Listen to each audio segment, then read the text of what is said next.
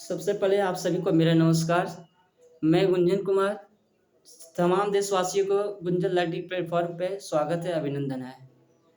Video starting करने के पहले जो भी इस चैनल पे नए हैं तो प्लीज़ चैनल को सब्सक्राइब कर दीजिएगा और बेल आइकन को क्लिक करना ना भूलें, ताकि मैं जो भी अपडेट्स डालूँ, जो भी सीबीएसई चैप्टर से रिलेटेड थ्योरी डालूँ, वो आपके पास डायरेक्टली पहुँच जाए। ठीक है। तो आज हम लोग डिस्कशन करने वाले कंडीशन ऑफ द मून के बारे में। एक्चुअली कुछ दिन पहले कोचिंग में भी कितने स्टूडेंट्स पूछे हैं कि एक्चुअली सर मून क्या होता है। ठीक है, क्या मून का अपना एटमॉस्फेयर है कि नहीं है।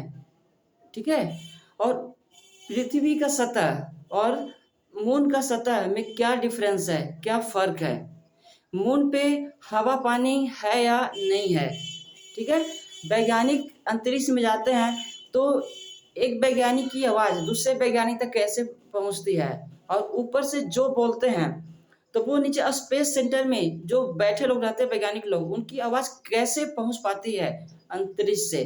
तो आज डिटेल इस वीडियो के माध्यम से जानेंगे कि इसका क्या रीज़न है। ठीक है, तो हम स्टार्ट करते हैं। सबसे पहले मून, मून क्या होता है तो मैं आपको बता दूं कि मून एक नेचुरल सैटेलाइट है। ठीक है, वो किसका, अर्थ का। और पूछेंगे कि सैटेलाइट क्या होता है तो ये भी बता दो कि सैटेलाइट वो होता है कि किसी भी ग्रह का वो इंफॉर्मेशन कैप्चर करता है। ठीक है, और इंफॉर्मेशन कैप्चर करके वो हमें प्रोवाइड करता है, सभी देशवासियों को सैटेलाइट के माध्यम से जो भी जानकारी मिलती है अंतरिक्ष का, तो हम जान पाते हैं। और रह गया सैटेलाइट, तो सैटेलाइट कितनी प्रकार का होती है तो सैटेलाइट दो प्रकार का होती है। ठीक है, तो कौन कौन से होते हैं, एक आर्टिफिशियल सैटेलाइट और एक होते हैं नेचुरल सैटेलाइट। आर्टिफिशियल सैटेलाइट क्या होता है कि जो भी सैटेलाइट अंतरिक्ष के द्वारा वैज्ञानिक के द्वारा स्पेस सेंटर से बनाकर स्पेस में भेजा जाता है। ठीक है, जानकारी को प्राप्त करने के लिए, तो वो क्या कहलाता है, आर्टिफिशियल सैटेलाइट। और एक होता है नेचुरल, जो ऑलरेडी सभी ग्रह का एक अपना अपना सैटेलाइट होता है। ठीक है, तो वो ऑलरेडी वहाँ पे सेटअप रहता है। ठीक है, तो वो हम लोग के द्वारा नहीं बनाया जाता है। ये हो गया। अब यहाँ पे जानेंगे कि मून पे लाइट उसका अपना है या नहीं है। तो मैं आपको ये बता दूं कि चंद्रमा का, मून का अपना लाइट नहीं होता है। ठीक है, और पृथ्वी पे जो लाइट आती है वो कहाँ से आती है, सन से डायरेक्ट आती है कि मून से आती है। तो मैं आपको ये बता दूं कि जो सन का जो रेज होता है वो किस पे पड़ता है, मून पे, और मून से रिफ्लेक्ट होने के बाद लाइट किसका, सूर्य का, वो हमारे पृथ्वी पे आती है। इसमें एक कंक्लूजन मैं आपको ये भी बता दूं कि अगर सन का रेज हमारे पृथ्वी पे डायरेक्ट आ जाए तो वो हम उसे कंट्रोल नहीं कर पाएंगे। ठीक है, और वो डायरेक्ट आ भी नहीं सकती है, क्योंकि हमारी पृथ्वी से आगे भी कितने भी लेयर हैं वो सभी लेयर से क्रॉस होके अंत में हमारी पृथ्वी तक पहुंचती है। अगर पृथ्वी तक वो पहुंच भी जाए उसकी डायरेक्ट रेज सन का, तो वो हम लोग जीवित नहीं रह पाएंगे। ठीक है, तो ये होता है मून का। मून, सन का रेज किस पे पड़ती है, मून पे, और मून से रिफ्लेक्ट होके हमारे पास पहुंचती है। और रेज लिटिल अमाउंट में, जितना हम अभी कंट्रोल कर पा रहे हैं, ठीक है, उतना भी हमारे लिए बहुत है। अब इसका जानते हैं कि क्या मून का, चंद्रमा का अपना एटमॉस्फेयर है कि नहीं है। तो मैं बता दूं एटमॉस्फेयर क्या है, एक वायुमंडल होता है। ठीक है, जो हमें भी प्रोटेक्ट करती है आउटर इफेक्ट से। तो जस्ट लाइक क्या हो गया कि मैं आपको बता दूं कि चंद्रमा का अपना एटमॉस्फेयर नहीं है, अपनी उसकी वायुमंडल नहीं है। ठीक है, तो उसका क्या होता है कि जो एक एस्ट्रॉयड होता है। ठीक है, एस्ट्रॉयड क्या होता है कि जो भी ग्रह हैं, स्टार है, उनका जो चट्टान टुकड़ा टुकड़ा सब निकलता है बड़े बड़े रूप में, वो चंद्रमा पे गिरती है, चंद्रमा की सतह पे गिरती है। ठीक है, तो वो चंद्रमा की सतह क्या है और अर्थ से उसकी क्या डिफरेंस है। तो हमारी अर्थ की जो सतह है उतना ऊबड़ खाबड़ नहीं है, बट अगर मैं आपको बता दूं कि सबसे ज्यादा किसी भी ग्रह का, अगर जो या स्टार का या सैटेलाइट का, अगर वो सतह अनइवन है, ऊबड़ खाबड़ है, तो वो किसका है, चंद्रमा का है। ठीक है, सबसे ज्यादा ऊबड़ खाबड़, क्योंकि सबसे ज्यादा अगर एस्ट्रॉइड अगर वो आता है तो वो चंद्रमा के सतह पे ही आता है। ठीक है, अब यहाँ पे एक कंडीशन आता है कि मून पे ना ही हवा है ना ही पानी है, ठीक है। तो वैज्ञानिक अंतरिक्ष में जाते हैं, मून पे जाते हैं, तो वो कुछ बोलते हैं तो एक दूसरे वैज्ञानिक को कैसे सुनाई पड़ता है, जो उनके साथ और भी वैज्ञानिक जाते हैं। तो आपको ये पता होना चाहिए कि हम जो भी बोलते हैं तो एक दूसरे को सुनाई पड़ता है, वो एक मीडियम के कारण। वो मीडियम क्या होता है कि हवा होता है, ठीक है। हवा भी एक मीडियम है जो हमारी साउंड को ट्रांसफर करती है, एक दूसरे व्यक्ति को सुनने में सपोर्ट करती है। अगर हवा नहीं हो ना तो हम जो बोल रहे हैं एक दूसरे व्यक्ति को सुनाई नहीं पड़ेगा। तो सेम ऐसे ही है, अंतरिक्ष में हवा नहीं है नहीं पानी है, तो हवा ही नहीं है तो वैज्ञानिक अगर बोलते हैं तो दूसरे वैज्ञानिक को कैसे सुनाई पड़ता है। तो मैं आपको यहाँ बताने वाला हूँ डिटेल। तो सबसे पहले ये बताता हूँ कि जो स्पेस क्राफ्ट से, जो रॉकेट से वैज्ञानिक लोग मून पे जाते हैं, चंद्रमा पे जाते हैं, तो पानी की उन लोगों को उसमें व्यवस्था रहती है, उन लोग सुविधा दे दिया जाता है। और जो वैज्ञानिक लोग को जो स्पेस सूट, जो लोग प्रोटेक्शन के लिए जो भेजा जाता है, ऑक्सीजन सिलेंडर बैग में रहता है, और जो स्पेस सूट उन लोग को प्रोटेक्शन के लिए, उन लोग को रिलैक्स के लिए, कंफर्टेबल के लिए जो पहना के भेजा जाता है, तो उनमें क्या कर दिया जाता है कि एक रेडियो वेव होता है, ठीक है।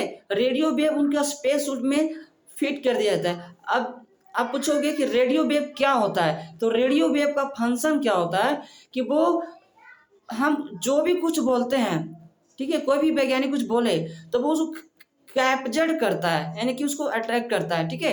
अट्रैक्ट करने के बाद और उसको साउंड वेव में कन्वर्ट करता है, ठीक है। रेडियो वेव का काम ही क्या होता है कि साउंड को कैप्चर करना और कैप्चर करके साउंड वेव में कन्वर्ट करना। तो इसके माध्यम से वैज्ञानिक में जो भी अंत कुछ बोला जाते हैं तो एक दूसरे वैज्ञानिक जो उनके पास होते हैं तो वो इस तरह से सुन पाते हैं, ठीक है।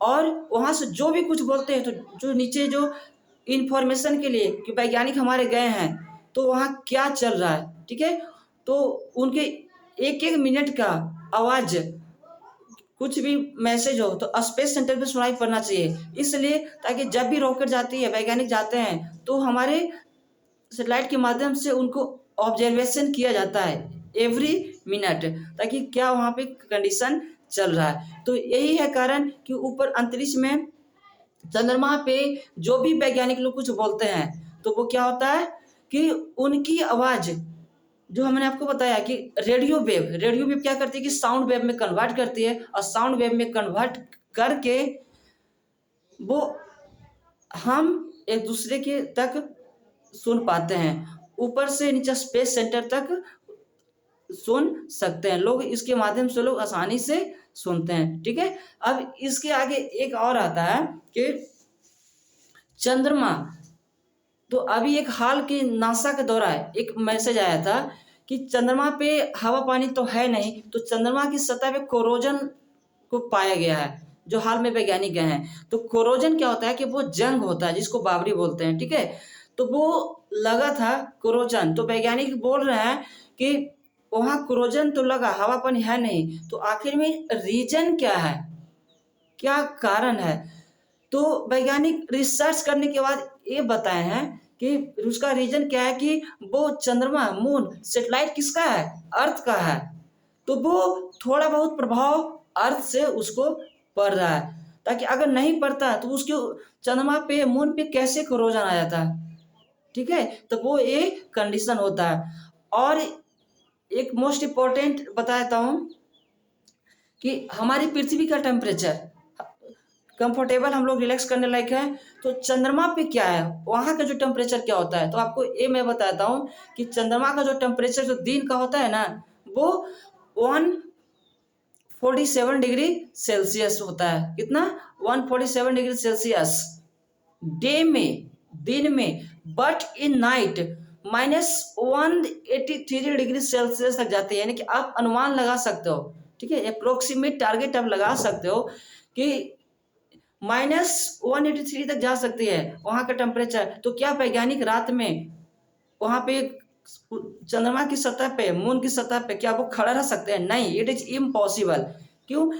क्योंकि वहाँ पे खड़ा रहेंगे कि वो कंफर्ट नहीं कर पाएंगे, वहाँ पे वो जीवित ही नहीं रह पाएंगे, उतना माइनस में अगर टेम्परेचर चला जाए तो इसलिए उन लोग क्या करते हैं कि दिन में उतना टेम्परेचर उन लोग जो 143 हमने आपको बताया, तो वो क्या करते हैं, सॉरी 147, तो वो क्या करते हैं कि उतना वो लोग सह लेते हैं दिन में, बट नाइट का जब समय आता है तो वो लोग जो स्पेस क्राफ्ट होता है उन लोग को, रॉकेट होता है, उन लोग उसमें चले जाते हैं, ठीक है, नाइट कंफर्ट के लिए, नाइट में रिलैक्स लेने के लिए। तो ये रीजन होता है कि चंद्रमा की सतह पे, चंद्रमा की इन्वायरमेंट में वहाँ के क्या तापमान रेंजिंग होता है, -183 डिग्री सेल्सियस तक चल जाता है। तो आप अनुमान लगा सकते हैं कि हमें अगर यहाँ पे 2-3 डिग्री तक तापमान आती है तो हम लोग कैसा लगता है, खड़े खड़े वहाँ पे बर्फ जमने लगता है।